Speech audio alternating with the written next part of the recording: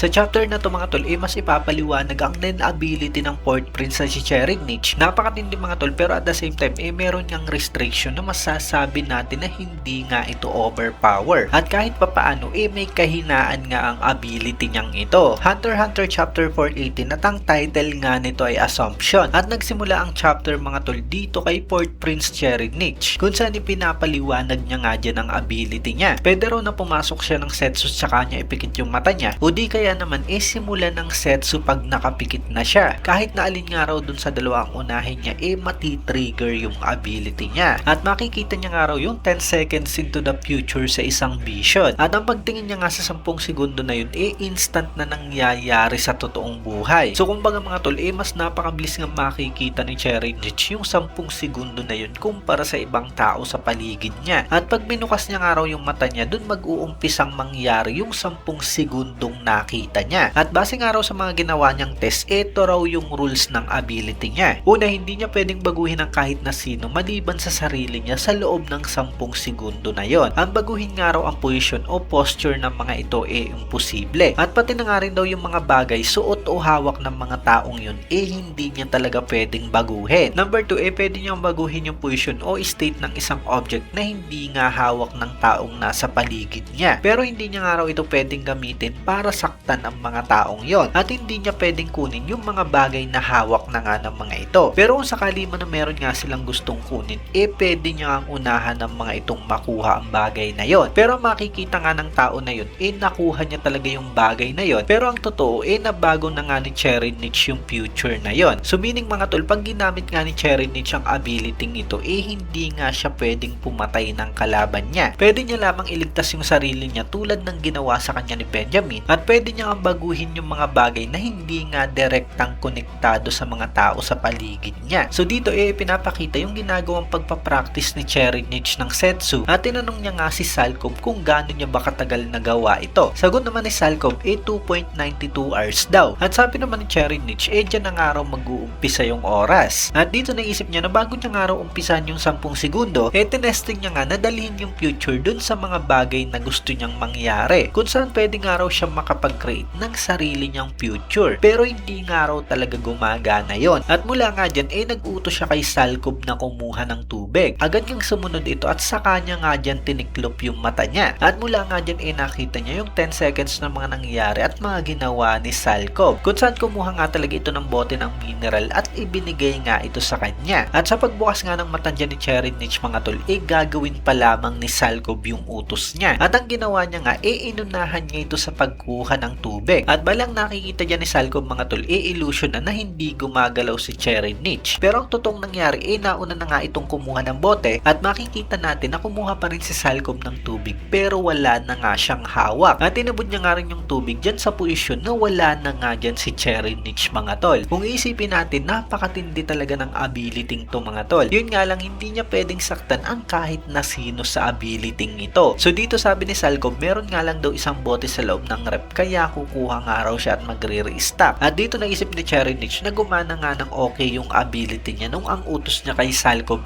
kunan siya ng isang bote. Pero nung ang utos niya nga get me some bottle of water, hindi nga raw ito gumana. At kahit na nga raw ilang ulit at tinatandaan niya, hindi niya makita yung future na sinabi niya kay Salcob na get me some water. Kaya may limit nga raw talaga sa kung paano niyang pwedeng baguhin yung future. At in short, restriction nga raw yun ang ability niya. Ipapakita nga lang daw nito yung aftermath sa kung ano talaga yung ginawa niya sa reality. Pero kahit na nga raw ganun, ang ability niya nga raw na ito level 1 pa lamang. At siguradong may mas magagawa pa siya the more na gamitin niya ito. At dito sabi ni Cherinich, kahit na nga raw lampas na yung 10 segundo, illusion pa rin ang nakikita ni Salcob. At dahil nga raw yun, sa continuous niyang minemaintain yung setsu niya simula nung i-activate niya yung ability. So meaning mga tol, hindi pala talaga makikita ng mga nasa paligid niya yung totoong nangyari kahit lampas na nga yung 10 segundo. Basta patuloy nga na na-maintain ni Cherinich yung setsu niya. At dito pinapakita nga yung nangyari kay Teta at Cherinich mga tol. Kung saan sabi niya ni Cherinich, nagawa nga ni Melody ng Hunter Association na mapatigil ang setsu niya. At kung hindi nga raw nangyari yun,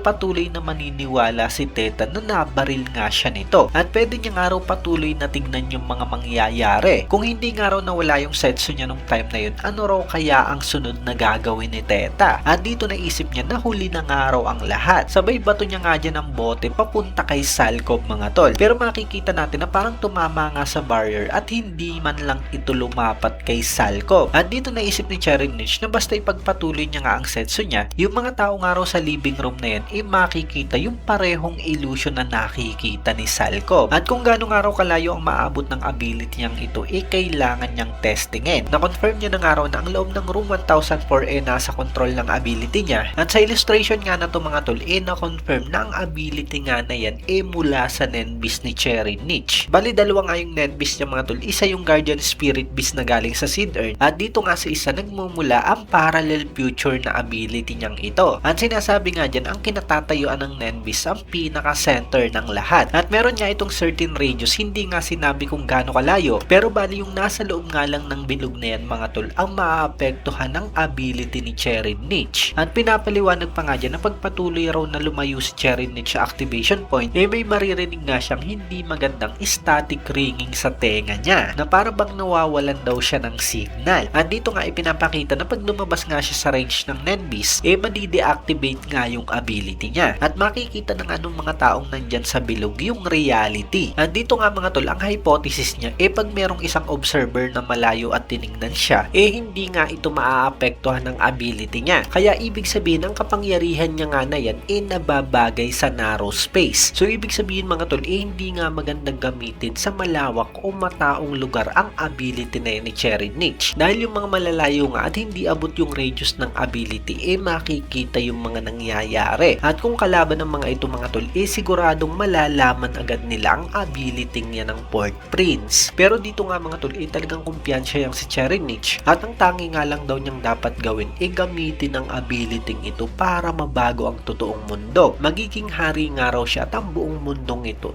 mapapa sa kanya. So bali yan nga mga tol, yung ability ng Port Prince na si Cherinich. Napakatindi mga tol, pero masasabi natin na hindi nga OP at may kahinaan nga talaga ito. Pero kung totoo nga ang sinabi niya na level 1 lamang ang ability ito at magawa niya nga ma-level up, siguradong magiging OP nga talaga ito mga tol. At mula nga dyan dito mga tol, mangyayari na nga ang special martial law. At patuloy pa nga rin dyan mga tol na illusion yung mga nangyayari. Kung saan talagang masaya nga dyan si Cherinich mga tol dahil hindi man lang daw napatigil ng announcement na yun ng martial law ang setsu niya. Kaya kahit na ano pang araw interruption, wag lamang siyang masaktan, hindi mabibreak yung setsu niya. At dito nga naisip niya na pag tumama raw sa kahit na ano yung katawan niya, mabibreak talaga yung setsu. Kaya hindi nga raw talaga siya pwedeng masaktan habang nasa setsu siya. At dito makikita mga tol na talagang pilit nga siyang kinakausap ng mga gwardya. At dahil nga yan sa nag-umpisa na nga ang martial law. Pero ang totoo, wala na nga siya dyan sa pwesto kung saan nakatingin ang mga gwardya na yan. Dagdag pa nga dyan ni Vantin, ang gwardya nga raw ng First Prince nagdidemand na buksan nila ang pinto. At pag hindi nga sila sumagot, siguradong pipilitin raw ng mga ito na pumasok dyan. At mula nga dyan dito mga tol, bumalik nga siya dun sa pwesto niya. At meron nga itong tanda, parang nilagyan niya nga ng tape mga tol. At pagtungtong niya nga dyan, nirelease niya yung setsu niya. At dyan na nga siya bumalik sa mga tunay na nangyayari mga tol. At dito nag-utos nga siya na hayaan lang daw ang mga ito hanggang sa makapasok. At ang kapalit, gawin nga raw ng mga ito lahat ng mga ipagagawa sa kanila. Dalhin sa isang lugar ang mga weapon nila at sumurrender ang mga ito. Itaas na nga raw agad ng mga ito ang mga kamay nila bago pumasok ang mga gwardyang yun ng First Prince. At wag na nga raw papalagpa ang mga ito kahit na ano pang mangyari. At dito umalis na nga ang gwardiya mga tol at si Salcov nga muli ang natira dyan. At humingi nga siya dyan ng baril kay Salcov mga tol. At sinabi niya nga dyan na mamamatay raw siya. Pero kailangan daw i-report ni Salcov kung ano man yung eksaktong nakita niya. At mula nga dyan mga tol, ito na nga ipinakita yung ginawang pagbaril ni Benjamin kay Cherinich. Pero syempre nakalis na nga dyan sa pwesto niyang mga tol ang Port Prince at nandito na nga siya sa gilid at pinapanood na lamang ang mga ito. At nasabi niya nga dyan na bang hindi man lang daw niya kinailangan ang baril para i-set up ang lahat. So mukhang balak niya talagang paputukan si Benjamin mga tol para magpaputok nga rin ito sa kanya. At dagdag niya pa, mukhang tatapakan raw siya nito bago pa siya tapusin. At dito nakita niya nga na yun talaga ang ginawa ni Benjamin mga tol. At talagang kinamumuhian nga raw siya nito. Mukhang nagmamadali nga raw talaga yan si Benjamin dahil sa nag-issue na ito ng special martial law. Kaya tinapos nga raw agad siya nito ng mabilis. Nakakainis nga raw yun. Sana man lang daw nagtagal yang si Benjamin sa kanya. At dito naisip niya na pag pinagpatuloy niya ang setsu niya sa kwartong ito, lahat nga raw ng yung nasa impluwensya ng ability niya patuloy na makikita na namatay siya at duguan dyan. Pero gumagamit nga raw ng aura niya ang kanyang Nenbis, kaya nagsimula daw itong mag-born ng aura niya the moment na ginamit niya nga ang ability. At pag naubos ang aura niya, mawawala ng kapangyarihan ng Nenbis at mawawala rin yung illusion. At maaaring ang itatagal nga raw ng Nenbis naka-proportion sa kung gaano niya katagal kayang gumamit ng Setsu. At base nga sa estimate niya mga tol, maaaring umabot pa nga ng 3 hours and 48 minutes ang illusion niyang yan. So yun nga yung maganda sa ability niyang mga tol, napakatagal niyang pwedeng nilangin yung mga taong napeke ng ability niya. Pag nalaman nga raw ng idiot ng First Prince na peke ang pagkamatay niya, siguradong si Salcov nga raw ang unang interrogate. Pero pinagbiling niya na nga raw na talagang wag bubuksan yung kabaong niya. At as long as na naniniwala ang First Prince na napatay nga siya nito, siguradong walang mag-o-open ng kabaong niya. Kung umabot nga raw ang kabaong niya sa matnandaang hari, siguradong maiintindihan nga raw nito kung ano man yung mga ginawa niya. Magiging neutral nga raw ito at hindi i-announce yung totoo. Pero kung sakaling may magtanong nga raw ditong prinsipe, siguradong hindi ito magsisinungaling. Kaya yung margin nga raw na inakala ng lahat na in-execute siya ng First Prince,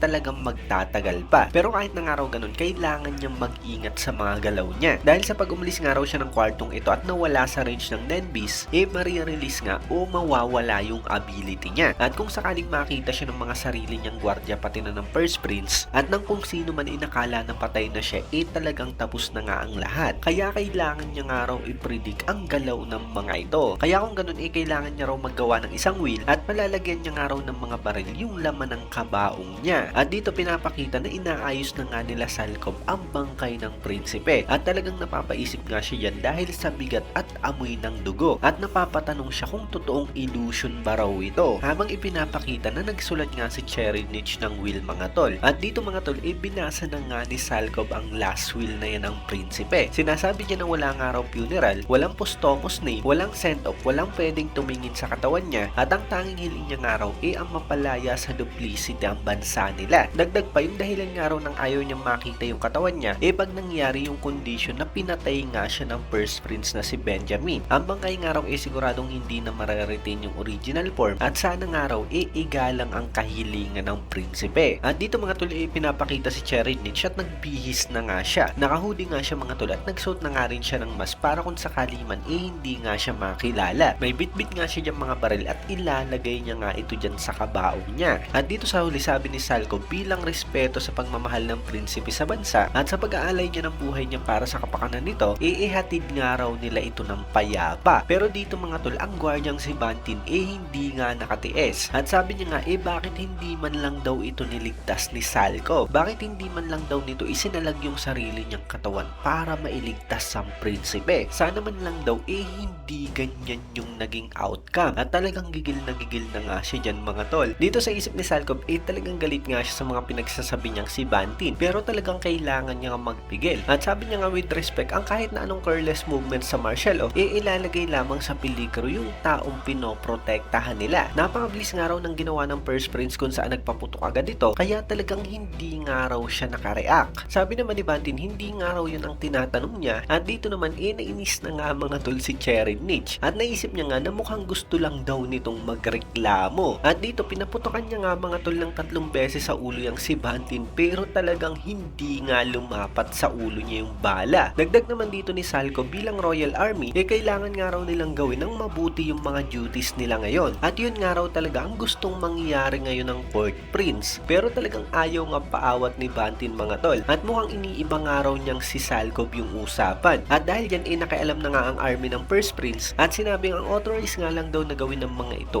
ang basahin ang will ng Fourth Prince. At dito inis na inis nga rin si Cherry Niche sa captain niyang yan na si Bantin at mukhang kailangan niya nga raw itong palitan at ang ipapalit niya si Salcov. Dito naman pinapakitang hinuli na nga ng mga tauhan ng First Prince ang ibang mga gwardya dyan at kasama nga mga tol syempre si Teta at tinitignan nga siya dyan ni Cherry Niche. At dito sinabi ng sundalo ng First Prince na makakagalaw nga raw ng malaya ang mga ito dyan sa room 1004 pero lahat nga raw ng firearms ng mga ito ko-kompeskahin. Kailangan nga rin daw buksan ng mga ito ang pinto kahit walang signal at ang kung sino man daw na lumabag talagang i-execute agad. At bilang respeto, ang katawan nga raw ng Fourth Prince hindi gagalawin hanggang bukas ng 6 AM. At si Salcov nga lang daw ang bahala sa transportation ng kabaong ng prinsipe base sa kanyang will. Dito naisip ni Cherry Niche na ang pagpatay nga raw sa mga royal army niya ng First Prince imposible. At dahil nga yun sa restriction ng ability niya, kaya mukhang kailangan niya nga raw talagang itago yung mukha niya. Pag nakita nga raw siya ng kahit na sino, siguradong pabubuksan yung kabaong niya. Kaya kung ganun magiging unidentified intruder na lamang daw siya at magwawala nga raw siya at tatakas. At dito ipinapakitang sinuot niya na nga talaga yung hoodie mga tol, nagmask nga rin siya at nag-shades. At naisip niya nga dyan na yung mga nakumpiskang weapon dadalhin sa Judicial Bureau sa Tier 2. At ang First Prince, ang big idiot nga raw na yun,